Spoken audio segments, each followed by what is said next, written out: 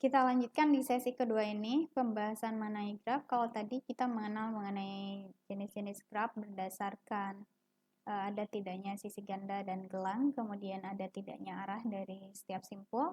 Nah, kali ini kita akan membahas mengenai terminologi dasar dari graf. Nanti ada graf bertetangga, graf bersesian, kemudian simpul terpencil, ada graf kosong, derajatnya apa, lintasan, siklus atau sirkuit, kemudian terhubung, graf terhubung seperti apa, graf dan komplement graf, graf, kemudian graf menentang, cut state, dan juga graf berbobot.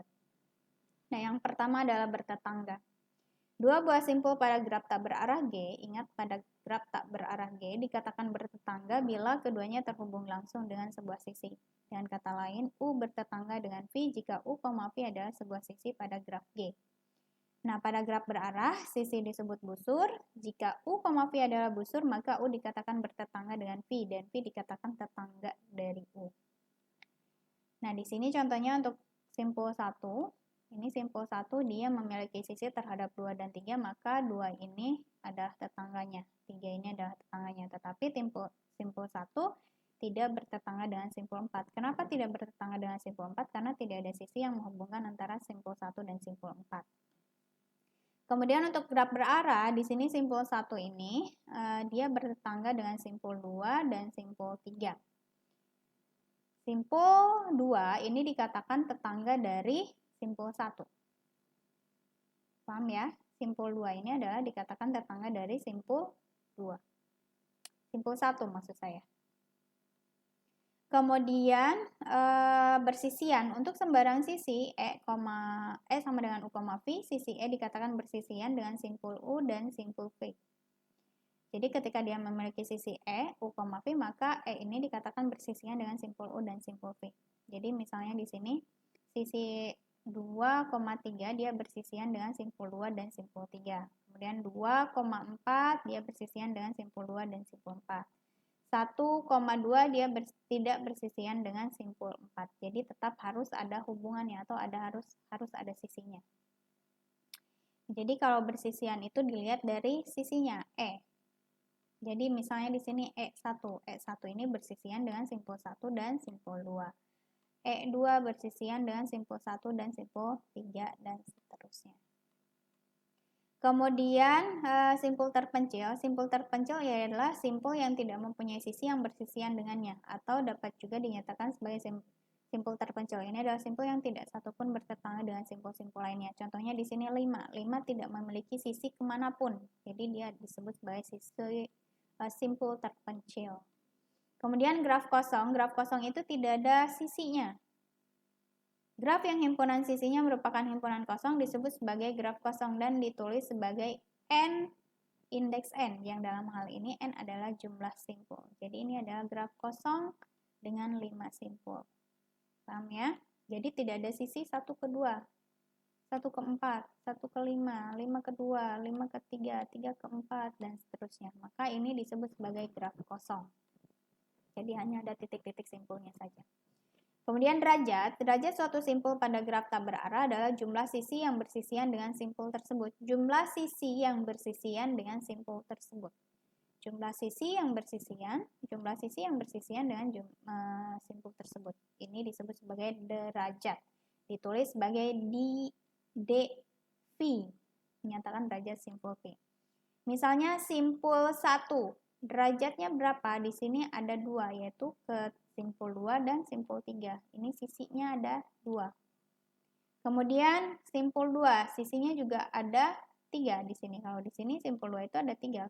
Dari 2 ke 1, kemudian 2 ke 4, dan 2 ke 3. Nah, itu disebut sebagai derajat. Jadi jumlah sisi yang bersisian dengan simpul tersebut. Derajat, permasalahan dalam derajat lagi, tadi kan ada graf yang memiliki sisi ganda dan gelang. Sisi gelang itu dihitung sebagai berderajat 2. Jadi kalau sisi gelang itu atau loop, dia dihitung berderajat 2. Atau secara umum, jika terdapat G buah gelang dan E buah sisi bukan gelang yang bersisian dengan simpul P, maka derajat simpul tersebut menggunakan formulasi 2G ditambah dengan E. G di sini adalah banyaknya gelang, E di sini adalah banyaknya simpul. Simpul yang derajat 1 disebut anting-anting. Ini kalau derajatnya 1. Kemudian pada graf berarah, derajat suatu simpul dibedakan menjadi dua macam untuk mencerminkan jumlah busur dengan simpul tersebut sebagai simpul asal dan jumlah busur dengan simpul tersebut sebagai simpul terminal. Nah, pada graf berarah, derajat simpul V dinyatakan dengan D in. Pada graf berarah ya, in itu masuk dan D out, V. D in adalah derajat masuk, yaitu jumlah busur yang masuk ke simpul, sedangkan derajat D out itu derajat keluar, yaitu jumlah busur yang keluar dari simpul V. Maka derajatnya dihitung menjadi D in ditambah dengan D out. Itu adalah derajatnya. Contohnya seperti ini. Misalnya di simpul A dia yang in-nya itu 3. Lihat arahnya yang masuk itu 3, kemudian keluarnya hanya 1 terhadap B. Kemudian B, untuk yang simpul B, dia yang masuknya 2. Lihat arah masuknya, kemudian arah keluarnya ada 3. Yaitu ke A, ke D, dan ke C. Jadi 3. Kemudian yang simpul C perhatikan yang masuknya hanya ada 1. Hanya ada 1 yaitu ini, kemudian keluarnya ke A dan ke D. Kemudian busurnya. Yang arah masuknya untuk simpul D ya, arah masuknya itu ada 2, yaitu dari B dan dari C, kemudian yang keluarnya hanya ke arah B-nya saja yang ini, jadi 1. Nah, sehingga nanti derajatnya adalah jumlah dari derajat in dan derajat out. Jadi, misalnya di sini 3 ditambah 2 ditambah 1 ditambah 2 nilainya adalah 8. Outnya 1 ditambah 3 ditambah 2 ditambah 1 sama dengan 8. Paham ya? Pada graf berarah itu biasanya berlaku. Derajat yang masuk dan derajat yang sama itu sama, nanti ditulisnya adalah nilai dari sisinya. Mutlak. Kemudian ada yang disebut sebagai lintasan. Lintasan yang panjangnya N dari simpul awal V0 ke simpul tujuan Vn di dalam graf G ialah barisan berselang-seling simpul, dan sisi-sisi yang terbentuk. V0, E1, V1, E2, dan seterusnya. Sedemikian sehingga E1 itu adalah V0, V1, E2 adalah V1, V2, kemudian En adalah Vn dikurangi 1 sampai dengan Vn, ini yang disebut sebagai graf. Nah, pada graf sederhana, lintasan cukup dituliskan sebagai barisan simpul, kemudian pada graf yang mengandung sisi ganda, lintasan dituliskan sebagai barisan berselang-seling antara simpul dan sisi. Kemudian simpul dan sisi yang dilalui lintasan boleh berulang, simpul dan sisi yang dilalui lintasan itu boleh berulang, kemudian sebuah lintasan dikatakan lintasan sederhana jika semua simpulnya berbeda. Jika semua simpulnya berbeda disebut lintasan sederhana. Lintasan yang berawal dan berakhir pada simpul yang sama disebut sebagai lintasan tertutup. Kemudian lintasan yang tidak berawal dan berakhir di simpul yang sama, maka dia disebut sebagai lintasan terbuka. Kemudian panjang lintasan adalah jumlah sisi dalam lintasan tersebut. Contohnya seperti ini. Lintasan 1, 2, 4, 3 adalah lintasan sederhana. 1, 2, 4, 3 adalah lintasan sederhana dan terbuka. Jadi dia tidak berawal dan berakhir di simpul yang sama, berawal di 1, berakhir di 3. Kemudian lintasan 1, 2,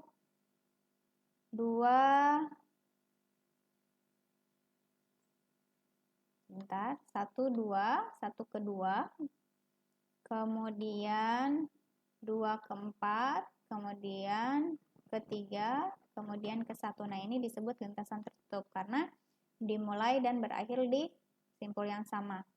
Kemudian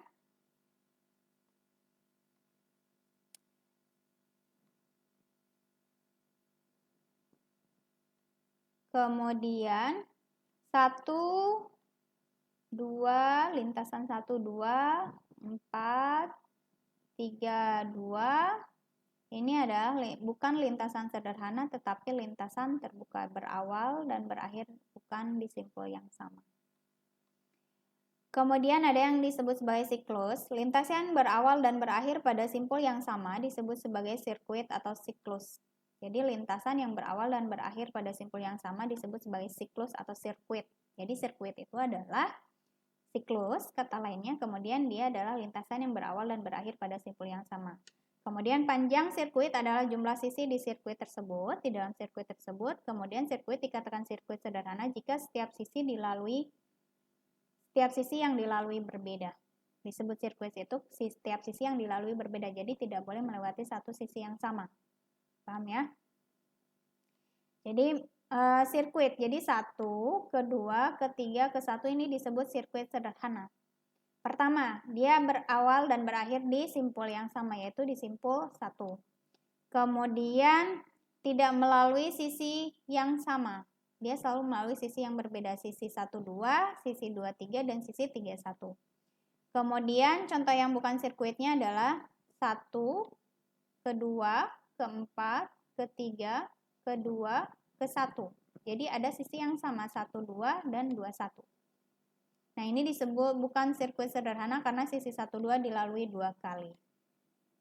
Pahamnya, walaupun dia berawal dan berakhir di simpul yang sama, tetapi dia bukan sirkuit karena dia melalui sisi 1, 2-nya 2 kali. Kemudian ada yang dimaksud dengan terhubung. Dua buah simpul U dan simpul P dikatakan terhubung jika terdapat lintasan dari U ke V. Jika dua buah simpul terhubung, maka pasti simpul yang pertama dapat dicapai dari simpul yang kedua. Jadi kalau terhubung sudah jelas U dan V ini adalah dapat dicapai dari simpul yang kedua. Kemudian jika setiap pasang simpul di dalam graf terhubung, maka graf tersebut dinamakan sebagai graf terhubung. Graf tak berarah G disebut graf terhubung jika untuk setiap pasangan simpul U dan V di dalam himpunan V terdapat lintasan dari U ke V yang juga harus berarti ada lintasan dari U ke V. Jika tidak, maka G disebut sebagai graf tak terhubung. Nah, ini graf terhubung. Contohnya seperti ini. Jadi tadi dia terhubung jika terdapat lintasan dari U ke V. Misalnya 1, 2, 2 ke 4 berarti 1 dan 4 dia ada lintasan ya. Dan seterusnya. Kemudian ini graf tak terhubung. Ini tidak terhubung ke 8. Kemudian untuk yang terhubung harus diperhatikan juga. Graf berarah G dikatakan terhubung jika graf tak berarahnya terhubung. Graf berarah G dikatakan terhubung jika graf tak berarahnya terhubung. Jadi graf yang ada arahnya itu dikatakan terhubung jika graf yang arahnya itu tidak ada dari graf yang sama tapi arahnya dihilangkan itu terhubung. Kemudian dua simpul U dan V pada graf berarah G disebut terhubung kuat atau strongly connected jika terdapat lintasan berarah dari U ke V dan juga sebaliknya lintasan berarah dari V ke U. Kemudian jika U dan V tidak terhubung kuat tetapi tetap terhubung pada graf tak berarahnya, maka U dan V dikatakan terhubung lemah. Nah, ini ya, graf terhubung kuat dan graf terhubung lemah. Jadi graf G disebut graf terhubung kuat apabila setiap pasang simpul sembarang VI dan VJ di G terhubung kuat. Kalau tidak, G disebut graf terhubung lemah. Kemudian uvagraf atau subgraf dan komponen uvagraf. Jadi uvagraf itu kalau di dalam kalkulus kita sebut sebagai subset. Kemudian ada komponen uvagraf. Misalkan G ini adalah V, E adalah sebuah graf, G1 adalah V1, E1 adalah uvagraf atau subgraf dari G jika V1 itu adalah subset dari V dan E1 adalah subset dari E. Contohnya seperti ini. Jadi 1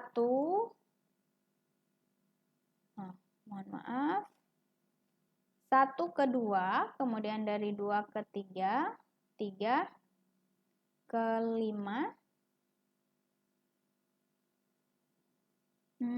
Sebentar, ini sepertinya salah nomor, harusnya ini 4. Ini 4 ya, jadi 1, 4, 3, 5, ini adalah uvagraf, karena uvagraf ini adalah bagian atau subset dari graf V di sini. Kemudian komplement dari uvagraf G1 terhadap graf G adalah graf G2 yaitu V2, E2 sedemikian sehingga E2 itu adalah E dikurangi dengan E1 dan V2 adalah himpunan simpul yang anggota-anggota E2 bersisian dengannya. Jadi komplemennya, masih ingat komplemen ya, komplemen dari upah graf G1 terhadap graf G adalah graf G2, di mana elemennya adalah menggunakan selisih. Masih ingat selisih ya? Jadi yang merupakan elemen di E tetapi bukan merupakan elemen di E1-nya. Dan V2 adalah himpunan simpul yang anggota-anggota E2 bersisian dengannya. Jadi kalau tadi ini adalah upah grafnya, kemudian komplemennya adalah ini. Jadi yang tidak termasuk ke dalam upah grafnya ini adalah komplemennya. Sisi-sisi yang tidak termasuk ke dalam upah grafnya. Kemudian upah graf G1, V1, E1 dari graf G, V, E dikatakan upah graf terentang jika V1 sama dengan V, yaitu G mengandung semua simpul dari G. Jadi simpulnya ada semua, maka dia disebut sebagai upah graf terentang. Contohnya di sini. Ini 2, 3, 4, 5. Ini simpulnya ada semua. Maka dia disebut sebagai upah graf terentang. Paham ya? Kemudian ada juga yang dimaksud dengan cut set. Cut set dari graf terhubung G adalah himpunan sisi yang bila dibuang dari G menyebabkan G tidak terhubung. Jadi cut set selalu menghasilkan dua buah komponen terhubung. Paham ya? Cut set dari graf terhubung G adalah himpunan sisi yang bila dibuang dari G menyebabkan G tidak berhubung. Jadi ini adalah cut set selalu menghasilkan dua buah komponen terhubung. Jadi kalau yang mana? Nah, ini 1 dan 3 dibuang, maka nanti ada yang tidak terhubung. Kemudian kalau 2, 6, 5, dan 4 dibuang, maka nanti ada yang tidak terhubung juga. Itu disebut sebagai cut set. Kemudian ada graf berbobot. Kalau graf berbobot ini sisi-sisinya ada nilainya. Biasanya penerapannya itu di dalam peta. Peta itu kan ada jarak antar kotanya berapa kilometer dan berapa mana yang paling jauh, mana yang paling dekat. Nah, ini disebut sebagai graf berbobot. Jadi sisi-sisinya itu ada bobotnya, ada weight-nya. Nah, pertemuan hari ini sampai di sini. Semoga bisa dapat dipahami. Jadi, pertemuan hari ini sebenarnya hanya mengenal jenis-jenis dari graf, kemudian juga ada terminologi dasar dari grafnya seperti apa saja, ada bersisian, ada bertetangga, ada lintasan, ada sirkuit, dan lain sebagainya yang barusan kita bahas. Semoga bisa dipahami. Jika ada yang kurang paham, boleh tanyakan langsung ke saya via WA atau boleh gunakan forum diskusi di Learning. Saya akhiri untuk pertemuan hari ini. Wassalamualaikum warahmatullahi wabarakatuh.